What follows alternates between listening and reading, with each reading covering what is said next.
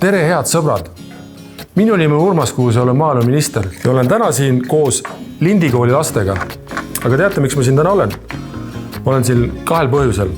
Esiteks see, et need toredad lapsed koos oma juhendajatega on teinud ühe huvitava ja põneva kalaretseptide raamatu. Ja teine on see, et me tahame välja kuulutada konkurssi, kus te koos oma sõpradega, vanematega või naabrilastega tulete kokku, otsite ühe retsepti ja hakkate valmistama kalaroogasid. Aga selleks, et konkursil osaleda, peate te tegelikult selle kõik üles pildistama või filmima ja näitama, milline see roog välja tuli.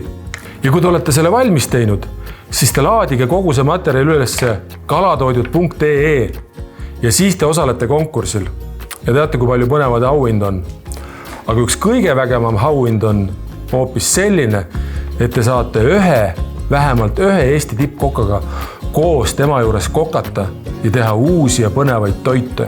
Meil on siin kaasas üks tore maskott, kass, Siia-Miia. Siia-Miia, kuidas sul läheb?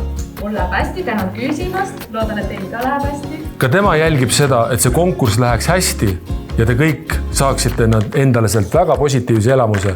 Nii et osale konkursil, valmista kalaroogasid sõpradega, vanematega, vanavanematega ja laadige see üles portaali kalatoidud.ee.